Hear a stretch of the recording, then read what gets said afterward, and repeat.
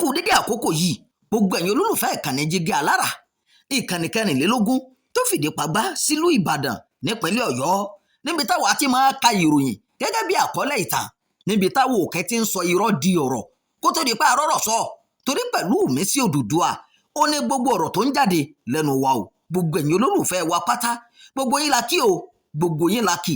Ẹsẹ̀ tí ẹ̀ ń wò wá tẹ̀ ń tẹ́tí gbọ́ wa ní gbogbo ìgbà, ojú tẹ̀ fi ń wò wá kò ní fọ́, etí tẹ̀ fi ń gbọ́ wa kò mà ní dohun tẹ́ máa náwó lé lórí. Orúkọ ọmọ báyìí wà níjànú ọmọ o, okùn tẹ́ rí yẹn níjànú ẹ̀sìn. Imam Abdulwaheed òun náà mà lórúkọ tẹ̀mí jẹ́ o. Kí ni kẹta tó mú wá fún yín fún ti àkókò yìí? Ẹ tó máa bá wa ká lọ lórí ìkànnì Jígí Alára, á gbádùn ara wa gan-an. Ẹgbẹ̀rún lọ́nà ẹgbẹ̀rin náírà ni mo fi ra oògùn lásìkò tí mò ń ṣàìsàn o. Rónkẹ́ Oṣòdì Òkè náà mà ti tún sọ̀rọ̀ sókè. Gbajúmọ̀ òṣèré tíátà Rónkẹ́ Oṣòdì Òkè Òjó ti sọ̀rọ̀ sókè lórí ohun tó là kọjá lásìkò tó ń ṣàìsàn. Òṣèré náà ní owó tí iye rẹ̀ tó ẹgbẹ̀rún lọ́nà ẹgbẹ̀rin náírà lòun máa ń ná lóṣooṣù láti ra oògùn lásìkò náà o.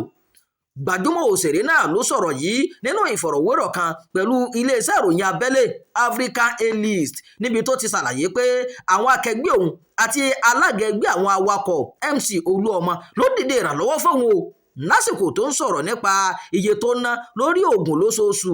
Ó ní owó náà pọ̀ púpọ̀ jọjọ.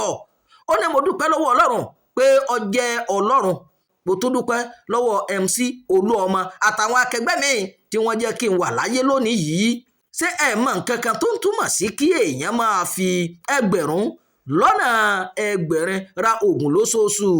Rónkẹ́ tún mẹ́nu bà ìbáṣepọ̀ rẹ̀ pẹ̀lú òṣèré míì Táyọ̀ Ṣòbọ́lá tí ìnagijẹ rẹ̀ ń jẹ́ Ṣòtáyọ̀ Gágà. Ó ṣàlàyé pé gbajúmọ̀ òṣèré náà fi owó ránṣẹ́ sí òun lásìkò tí òun dùbúlẹ̀ àìsàn, bó tilẹ̀ jẹ́ pé ìbáṣepọ̀ àwọn méjèèjì kò dúró déédéé. Ẹgbẹ̀rún lọ́nà 150 náírà ni Ṣòtáyọ̀ fi ránṣẹ́ sí òun, àmọ́ àwọn méjèèjì kò tí ì bá ara wọn sọ̀rọ̀ láti kan bí ọdún bíi 6 sẹ́yìn báyìí.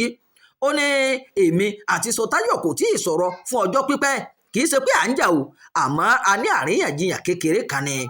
Nǹkan bíi ọdún 5 tàbí 6 sẹ́yìn ni a ti sọ̀rọ̀ kẹ́yìn, ṣùgbọ́n nígbà tó gbọ́ pé mò ń ṣàìsàn ó fi ẹgbẹ̀rún lọ́nà 150 ránṣẹ́ sí mi, èyí ń 150,000 naira. Nígbà tí wọ́n béèrè lọ́wọ́ rẹ̀ pé ṣé Ṣòtáyọ̀ ti pè é lẹ́yìn ìgbà náà, Rónkẹ́ sọ pé àwọn méjèèjì kì í sọ̀rọ̀ ní gbogbo ìgbà tí wọ́n bá pàdé ara wọn. Níṣẹ́ ni àwọn kan máa ń gba ẹ̀gbẹ́ ara wọn kọjá. Ó ṣàlàyé pé àsìkò tí òun ṣàìsàn náà lòun darapọ̀ mọ́ ìjọ CCC aláṣọ funfun. Rónkẹ́ fìdí rẹ̀ múlẹ̀ pé òun kì í ṣe ìdẹ́yẹ sí ẹ̀sìn tó yàtọ̀ sí ẹ̀sìn òun o. Ìròyìn fún ti àkókò yìí kò ní jù báyìí lọ. Ẹ má gbàgbé láti máa darapọ̀ mọ́ ìkànnì yìí, ẹ máa pín ká, ẹ máa fèròǹgbà ẹ sábàlá àríwísí. Ẹ ṣeun o bí ẹ ti ṣe ń gbọ́ wa.